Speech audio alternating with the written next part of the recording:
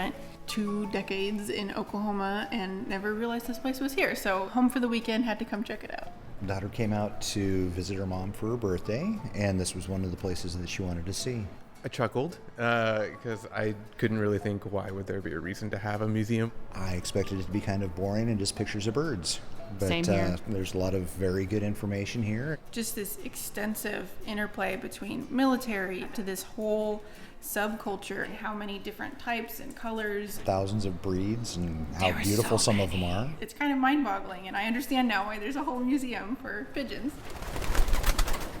Hi there, I'm Rachel Hopkin, and this is KGOU's How Curious. And there is indeed a whole museum for pigeons, including a pigeon library, and it's right here in Oklahoma City. And it's called, unsurprisingly, the American Pigeon Museum and Library. Lauren Ganderer is the museum's associate curator. The museum's purpose is to teach the general public about how important they are in history and fun for a sport that doesn't actually hurt animals. They just naturally fly home and share the love of pigeons. So how did the museum get started, do you know? So it started in the early 70s, put together by a group of board members, and it only had information about racing pigeons in it. And so they then decided to include all pigeons. The board chose to base the museum here because of OKC's central location. Then that broadening in focus that Lauren just mentioned coincided with the museum's 2014 move to a new building right next to the old one in the city's Adventure District. Its new home was purpose-built and has 3 different wings, no pun intended. One is dedicated to fancy pigeons, incredible creatures that look nothing like your typical greyish city pigeons. Another is devoted to the sport of pigeon racing, and the middle section is all about pigeon history through the ages, and that's where I started. Rebecca Seiler was working at the museum on the day I visited, and she showed me around. She told me that the earliest records of pigeons date back to around 3000 BC and the ancient Egyptians. Later, the bird became crucial to Julius Caesar's empire-building ambitions. He had vast armies that relied on pigeons as their most dependable means of communication, and they were using them back in ancient Greek times. Oh my goodness, I'm seeing here, the ancient Greeks adopted pigeons as a means to bring the results of the early Olympics back to the athletes' hometowns. Yes, they've just been entwined through history over the years. This is because the pigeon has an almost preternatural ability to find its way home, even when hundreds of miles away from its base. Alberto Ganderer has been around pigeons all his life and is a long-time volunteer at the museum. I asked him how the bird's able to do this. That's not fully understood. They have an idea. It's a combination of the Earth's magnetic field, the sun's position, and now we know their olfactory senses come into play, so they're smelling also. But we don't fully understand that. During the 2 World Wars, pigeons were often dropped by parachute over enemy lines so that the soldiers on the ground could use them to send messages back home. The enemy knew they were delivering messages and they were shooting at them. And, there's famous birds who came home missing legs and eyes and still delivered messages that saved thousands and thousands of troops.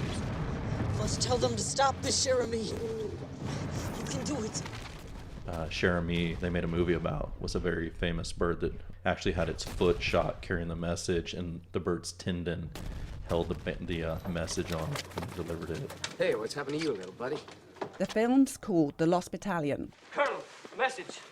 Our own artillery is dropping a barrage directly on us. For heaven's sake, stop it. Cease fire! Cease fire! That is an order! All of these message-delivering avian phenomena discussed so far come under the broad category of racing pigeons. In pigeon racing, competing birds are taken to a specific location and released all together.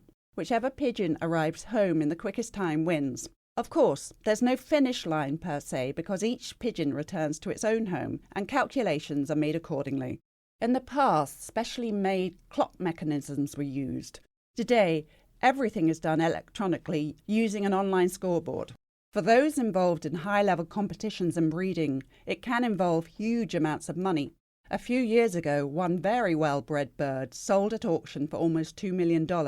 But most pigeon racing takes place at a local level, where the thrill of winning is generally the biggest prize. Alberto was introduced to the sport by his father.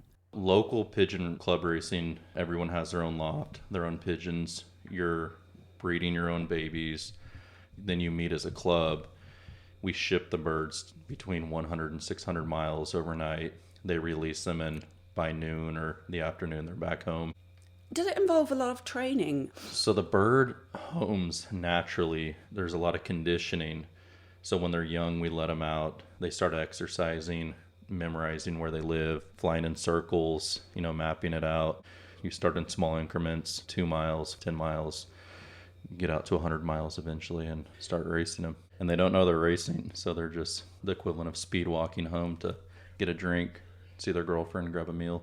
They have girlfriends? They have girlfriends and boyfriends, and sometimes we use that to motivate them a little bit. We may keep the partner away the whole week, and then the day before the race, let him see his partner, but not touch his partner.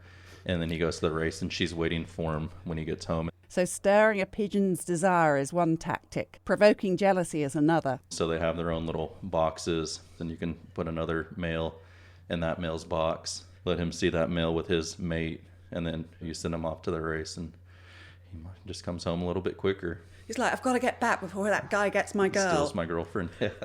And it happens both ways, both sexes. The hens are easier to motivate with eggs, so sometimes we put fake eggs on them, and they're coming home to get back on their eggs. Is it always male-female partnering, or are there gay pigeons? There are definitely gay pigeons. Some people only race lesbian pigeons. They claim that they're unbeatable, and they usually are in long-distance hard races. And also, this is kind of a joke, but the thing with pigeons mating for life, I've walked into many pigeon scenarios that do not fit the bill.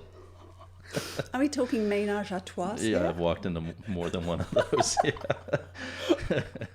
The museum's funding, mission and overall direction is overseen by its board members, but its day-to-day running is down to its associate curator, Lauren Ganderer, along with a lot of help from Alberto Ganderer. And yes, the pair are married.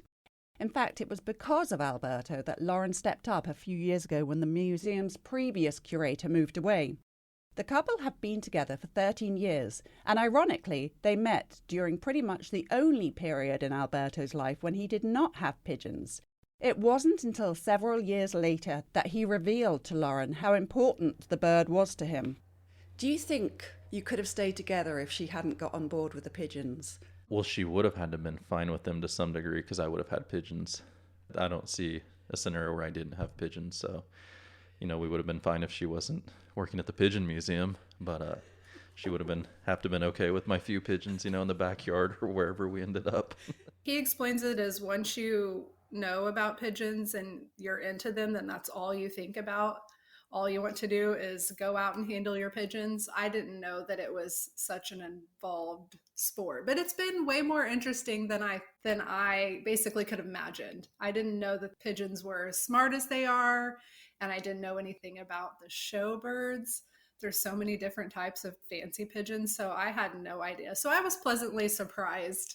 Fancy pigeons are the other main focus of the museum. There's tons of information about the different breeds and the people who care for them inside. Then outside, if the weather's good, you can actually meet some of them in real life. Stick your hand in there, it doesn't hurt. Are you sure? I'm positive.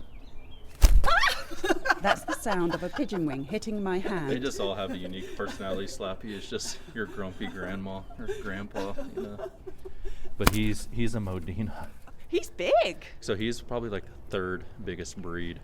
Once Slappy was out of his cage, he perched on top of it. We leave him up there, to show people he's not in danger of obviously flying too far. He looks too fat to fly very far. Yeah, it'd be a straight and downward trajectory if he...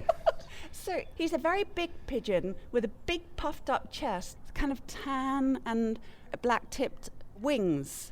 And he's got that kind of shiny green on the top of his head. The iridescence, yeah. Oh, I want him. And we have someone who lives in Oklahoma who has one as a pet, and she brings him in. He's completely tame. I'm not sure he knows he's a pigeon even, and he has a leash and comes when she calls him, and he looks at these pigeons like they're some inferior animal. Can you just hold that while I take a few pigeons? Take a few pigeons. Pigeon pictures. One spectacular beige and white bird was crying out to be photographed. Alberto told me that she was a Jacobin pigeon and that her name was Lady Gaga. She had this enormous ruff of feathers around her neck and looked like she was dressed up for a very fancy ball. The breed looks like it was designed on a piece of paper by a fashion designer or something. And you're welcome to hold her. Great. She's easy to catch because she can't see. So instead of her ruff kind of being down so that her head can nestle on it, the ruff basically hides all of her head. So her vision is completely cut off except for straight forward. And she's fabulous. This She's is amazing. A beautiful bird. In all, I was introduced to 12 of these fancy pigeons. Each a different breed, each dramatically unalike in appearance, and each one simply a joy to behold. 11 of them are on loan to the museum. However, the 12th belongs to Alberto and Lauren's 5-year-old son, Henry. He told me that he currently has 31 pigeons. What do you do with them? I like to hold them. I think probably because it feels comfortable and I love them. Do you have a favourite pigeon? Gerbil. And Gerbil's a fantail and he's the color dun. Colour of dun? Yeah, that's a really great word. Henry wasn't able to take me to meet Gerbil himself because he had a birthday party to go to. So Alberto introduced us instead. Gerbil was indeed the colour of dun and had a distinctive large round fan of a tail. How did he get to come by this one? I'm a Homer guy, and we don't tend to mix with the fancy guys and vice versa, but the fancy club in Oklahoma did an exhibition out here in the front, and they were selling birds to each other and trading. Henry fell in love with that bird and had to have him. Oh, come here. Gerbil, the pigeon. Yes, why called Gerbil? I guess it was that. You'd have to ask. Yeah, you'd have to ask a 5-year-old. So this one's head is actually tilted back because his chest is so huge. I don't know. It looks like he's got one massively huge double chin. And so when he's walking around, his face isn't going forward; it's looking up. I just can't believe how great these pigeons are. They're absolutely amazing.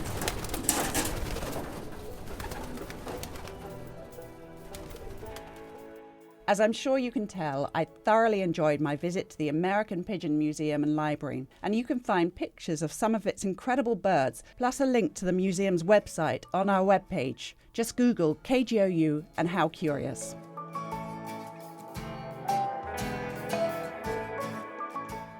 How Curious is a production of KGOU Public Radio. It's produced by me, Rachel Hopkin, the editor is Logan Layden, and David Gray composed our theme music.